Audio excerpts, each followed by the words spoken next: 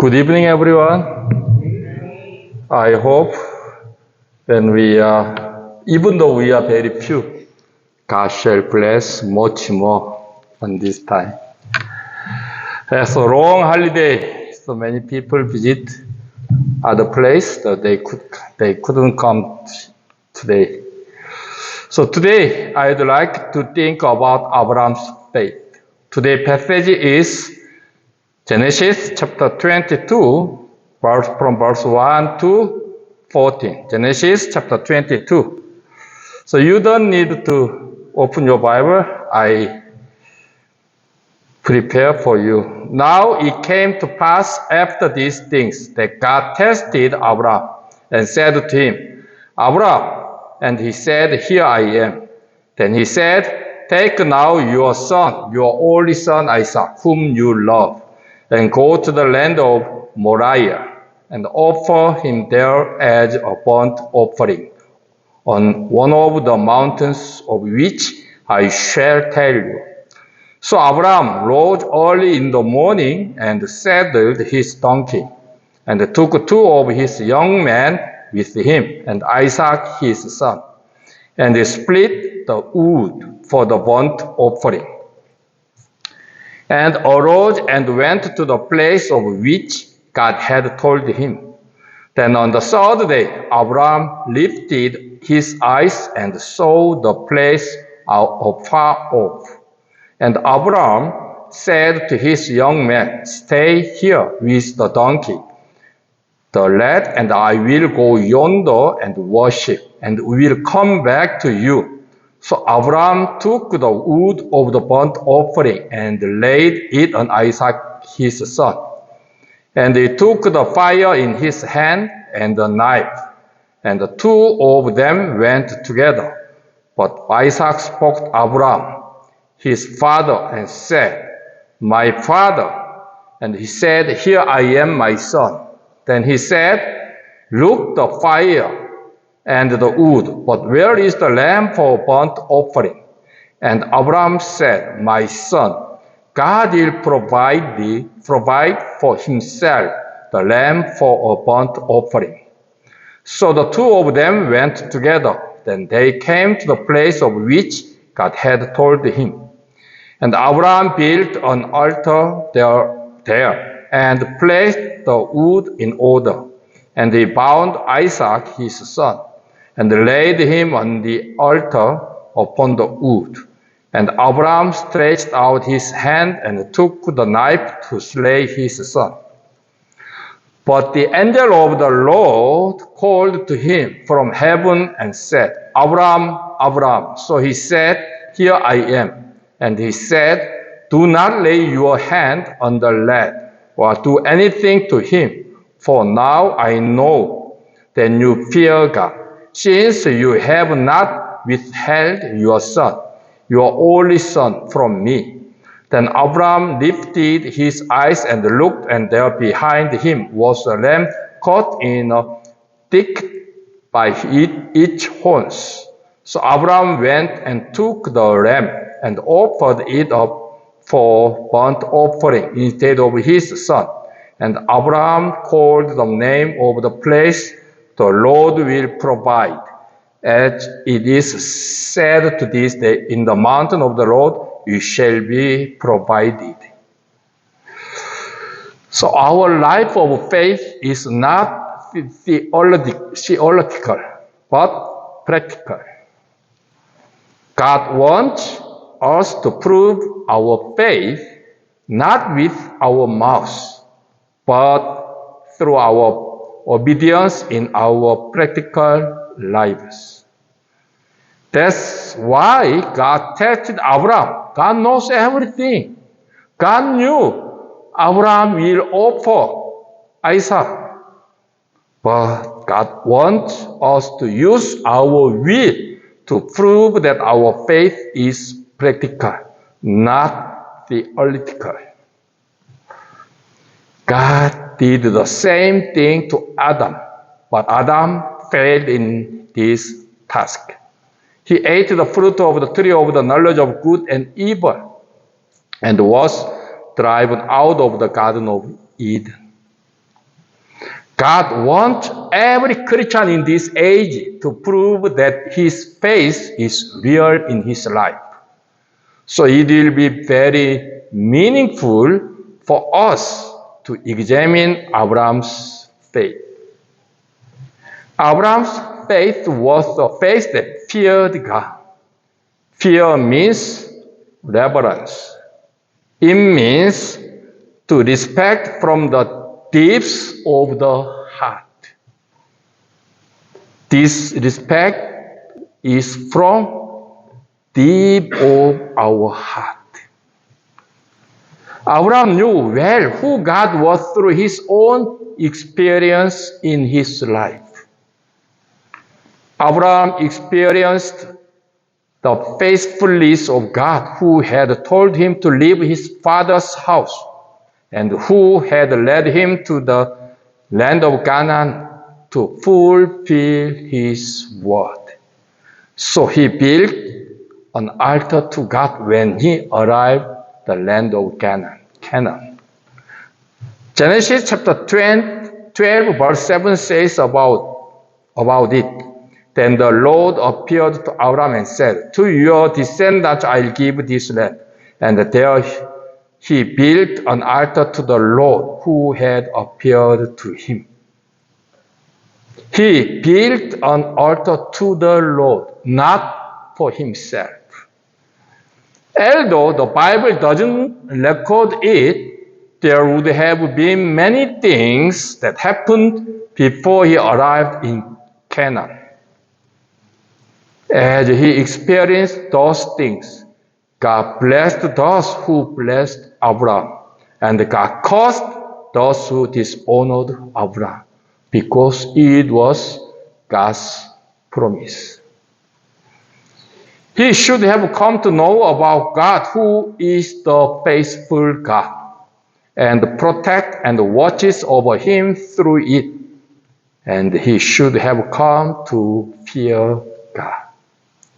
He also experienced the mercy and the love of God, who forgave his sins and never left him in any situation.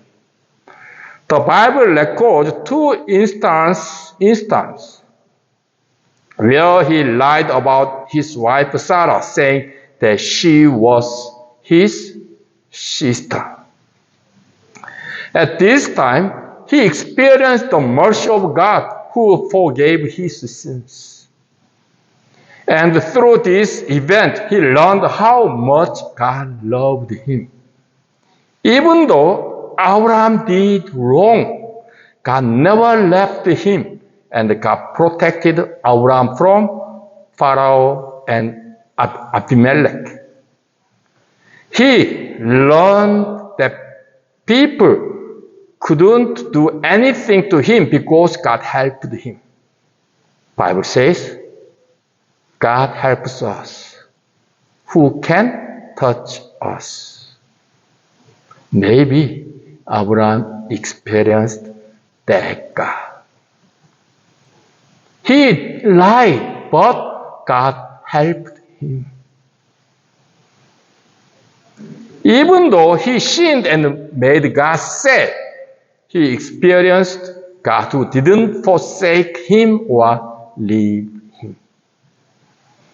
God appeared to him and told him that he would have a son. Genesis chapter 17, verse 15 to 17 says, Then God said to Abraham, As for Sarai, your wife, you shall not call her name Sarai, but Sarah shall be her name. And I will bless her and also give you a son by her. Then I will bless her, and she shall be a mother of nations. Kings of peoples shall be from her. Then Abraham fell on his face and laughed, and said in his heart, Shall a child be born to a man who is 100 years old, and shall Sarah, who is 90 years old, bear a child? Abraham laughed when he heard that. He thought it was impossible because he was 100 years old and Sarah was 90 years old. So he thought it is impossible. However, the Lord confirmed to Abraham that Sarah, who was 90 years old, would actually give birth to a child, and God helped him to believe it. God told him, maybe verse 19. Genesis chapter 17, verse 19. Indeed, Sarah shall give birth. Verse 19. Even though Abraham didn't believe it, God told him, indeed. So Abraham didn't doubt God's promise. Bible says, Romans chapter 4, verse 18 to 21, who contrary to hope, in hope believed, so that he became the father of many nations. According to what was spoken, so shall your descendants be. And not being weak in faith, he did not consider his own body already dead, since he was about 100 years old. And the deadness of Sarah's womb, he did not waver at the promise of God through unbelief, but was strengthened in faith, giving glory to God and being fully convinced that what he had promised, he was also able to perform. In the beginning, he couldn't believe, but God helped him to believe it, as God gave him the assurance. So he never doubted. Bible says, his eyes were not on his own weakness, but on God who makes the impossible possible. He was confident that God would surely fulfill his promise to him. So he experienced the Almighty God who makes the impossible possible. The God who calls into existence the things that do not exist. It means he believed the Almighty God. So he feared God because he experienced this God in his life. The faith that fears God didn't spare even his only son whom he loved. The faith that fears God can offer to God what he treasures and loves most. Because Abraham feared God, he could offer his beloved son. Means he loved more God than his son. We should follow in the footsteps of Abraham's faith. The God who works in our lives, the God we experience in our lives is the same God that Abraham experienced. God never changed. If we are saved, we live a life of much disobedience. However, God forgives us and does not leave us or abandons us. He always with us. He always helps us. How much does God love us? How much grace does God give to us?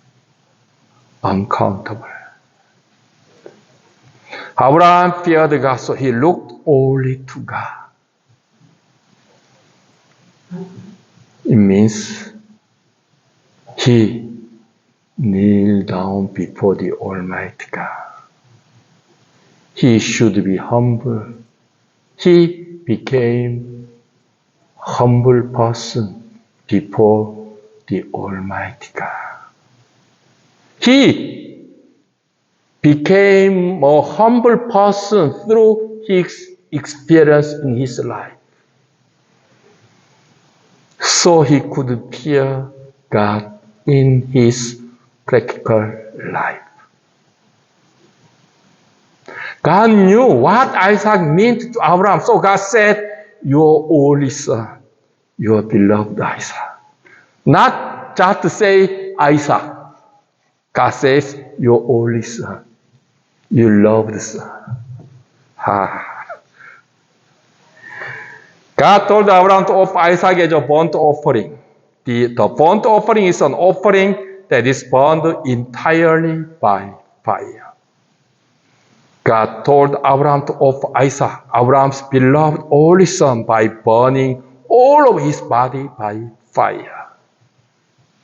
People who don't believe in God might think that God is unkind when they read this verse. However, Abraham feared God. We can't find God complain, Abraham complained God. Therefore, he didn't blame God in such a situation. A person who fears God acknowledges God's sovereignty in all things. Abraham's faith was also faith that worked. He rose early in the morning to obey God's word.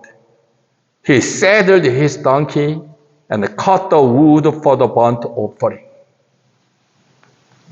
He also left his house to go to the place that God had told him to go. When he got there, Abraham built an altar and laid the wood on the altar. Then he bound Isaac and laid him on top of the wood on the altar, and took the knife in his hand and stretched out his hand. He did many things to obey God's word, to offer Isaac as a burnt offering. Sometimes I have to leave my house at 4:30 in the morning when there is a funeral in Guafontaine. In the beginning, they told me the funeral service start 7 o'clock. So I thought, it is okay if I arrived that before 10 minutes before. So when I arrived, all funeral service finished. They tried to leave to grave. They told me, start at 7 o'clock, but it means leaving to grave time. I was shocked. So when they say start at 7 o'clock, it means they start maybe 5:30 or 6 o'clock for the funeral service. And in the beginning, I didn't know their culture, so I confused. So if they say the funeral service starts 6:30, I have to leave 4 o'clock. In order to leave my house at 4:30 in the morning, I have to wake up at 3:30 in the morning. I am a lazy person, so it is not easy for me to wake up early in the morning. I wanted to sleep a little more and rest. More 5 minutes, more 10 minutes. But I have to give up that rest to go to the funeral. Abraham also had to give up his sleep and get up early to obey God's word. Faith that does this is the faith that gives up one's comfort and rest. Abraham got up early in the morning and worked hard, cutting firewood. We need much hardship to obey God's word. Abraham left home to obey God's word and arrive at the place God told him to 3 days later. It should have taken him 3 days to return home. It was away from home for 6 days, not 3 days. He would have not eaten properly during that time. There might have been danger during his 6-day journey to obey God's word. The Apostle Paul also lived a similar life.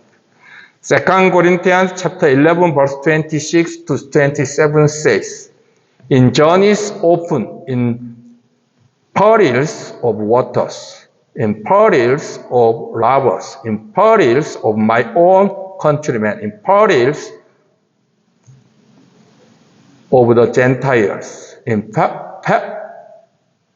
perils in the city, in perils in the wilderness, in perils in the sea, in the perils among false brethren, in weariness and toil, in sleeplessness often, in hunger and thirst, in fasting often, in cold and nakedness.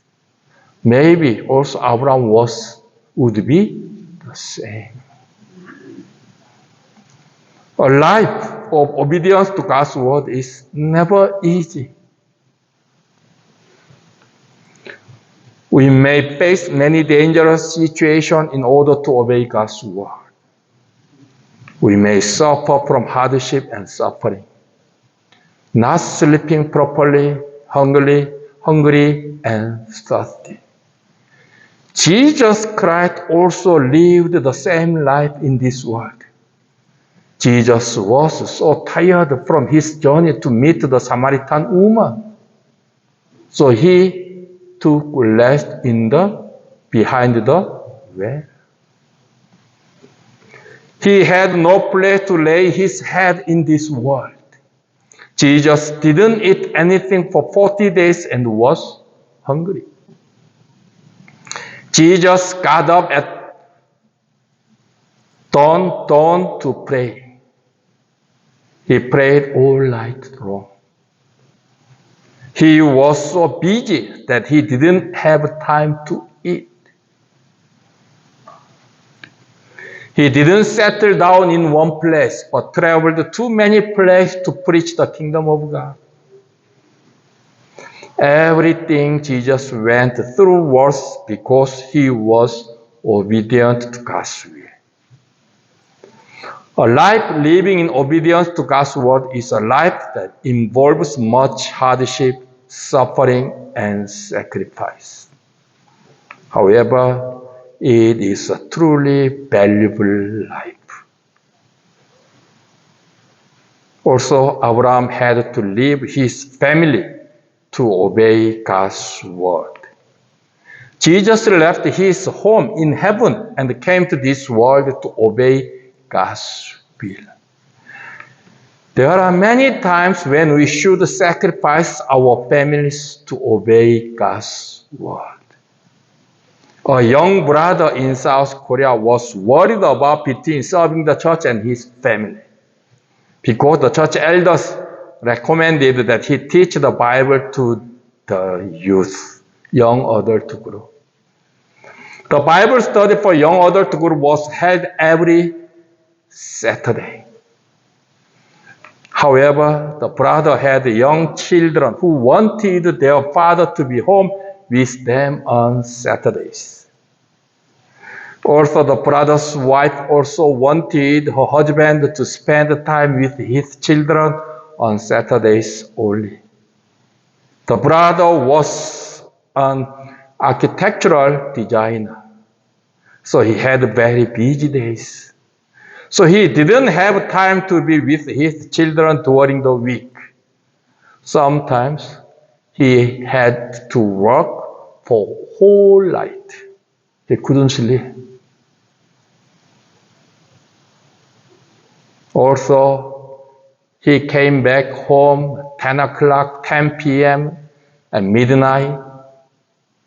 When he came back home, his children already slept. So there is no time to play with his children during the week.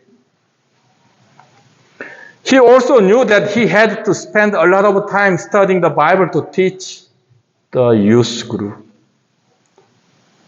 So this brother was worried about it. He couldn't decide. At that time, we were studying together about the discipleship. I was attending the Bible study through Zoom meeting from South Africa. At the time, the brother saw himself through the Bible verse that says, "Those who loved their families more than the Lord cannot be disciples of the Lord." Then he realized. Then he decided. So he chose to study the Bible with the youth every Saturday. Now, he became deacon in the church. He take part of the financial in the church as a deacon.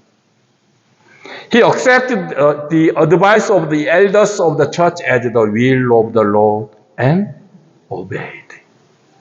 In this way, sometimes our families may make sacrifice in order for us to obey the word of the Lord. However, our Lord never forgets such a sacrifice. Bible says, God never forgets when we give a cup of cold drink in the name of our Lord Jesus Christ. God never forgets. Our Lord never forgets. Abraham's faith was also faith that believed in the hope of the resurrection.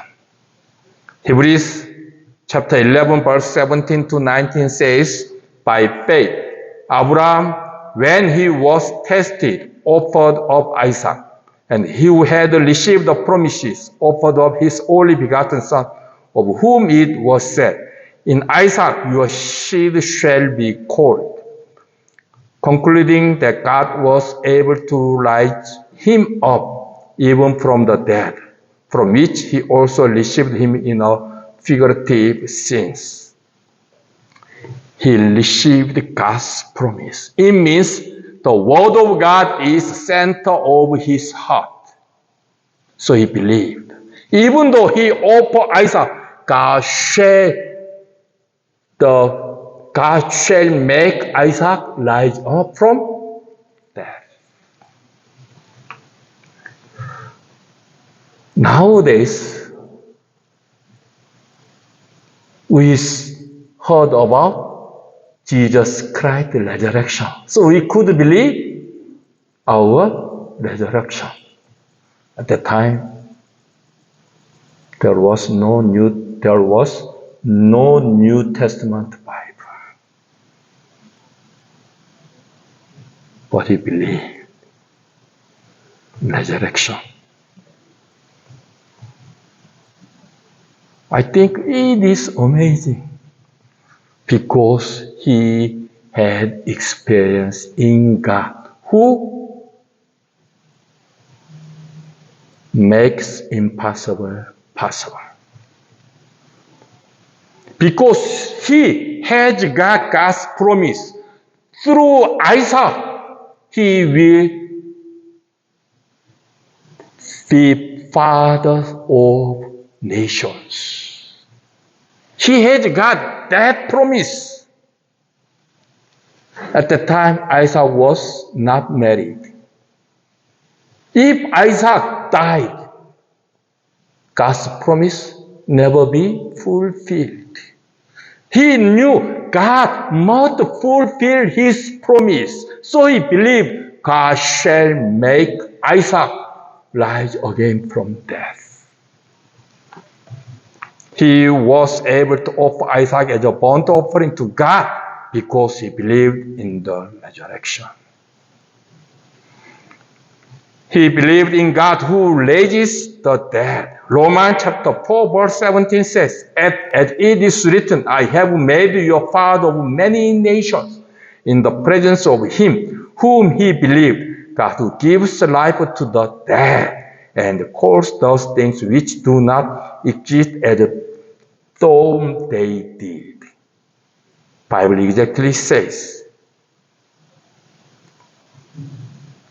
Abraham believed God who gives life to the dead. Because he has got promise. I have made you a father of many nations through this Isaac. It is very, very important to hold God's promise. It makes us stronger and stronger. It gives us strength. Many Bible scholars have discussed about Abraham would have thought during the 3 days he left home and arrived at Mount Moriah. But my opinion is different from that. Because I think Abraham was very happy, not sad. Because he believed God raised Isaac up from death. Maybe he thought, how God make Isaac rise again from death? If I think about it, maybe it is so exciting. Isaac never died.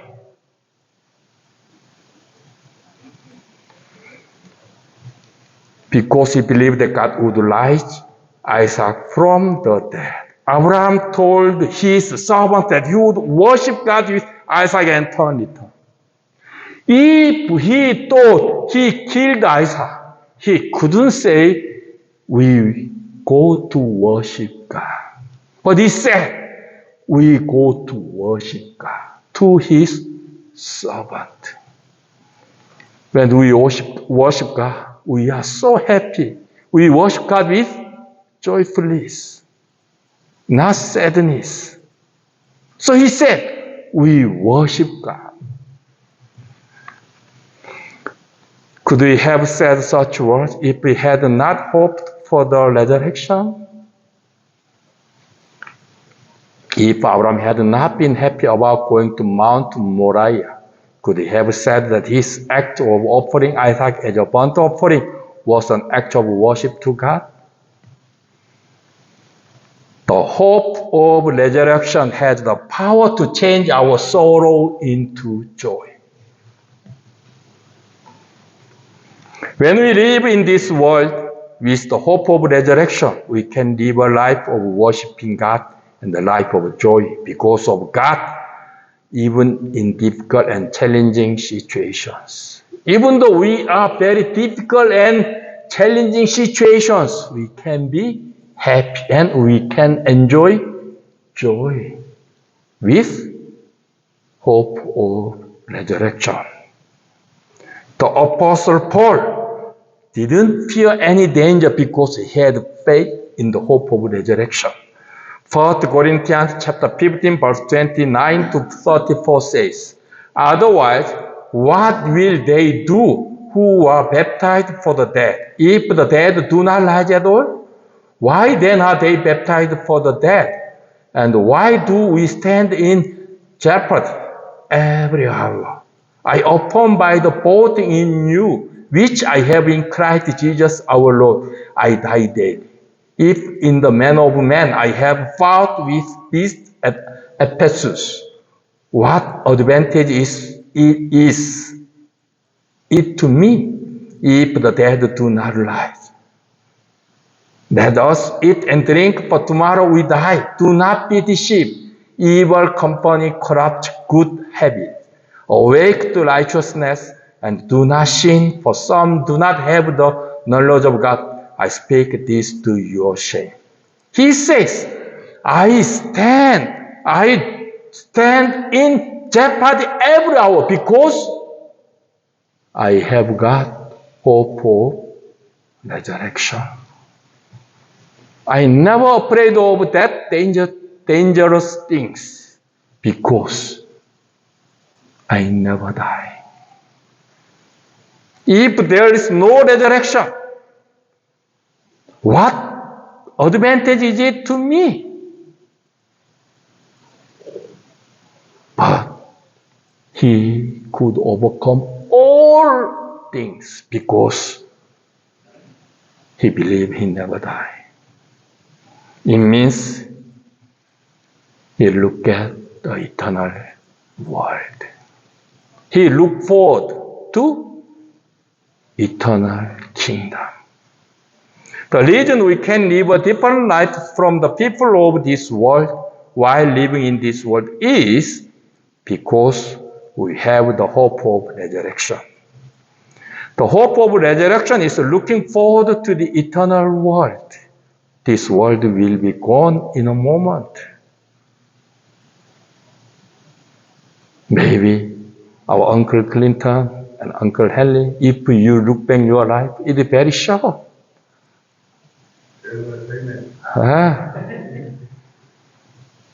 But the eternal world is waiting for us.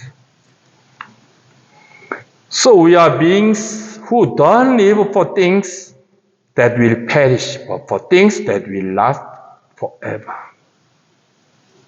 Bible says, Abraham, look at the city which is above in the heaven. The reason we can live a victorious life in this world is because we live with looking forward to the eternal world. The reason we can overcome many dangers and hardships in this world with joy is because we live looking forward to the eternal world, not this world.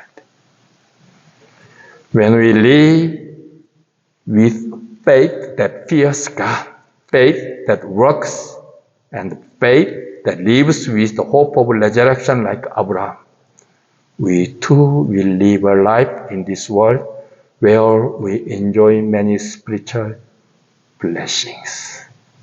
Thank you for listening. Let's pray. Heavenly Father, thank you for your word.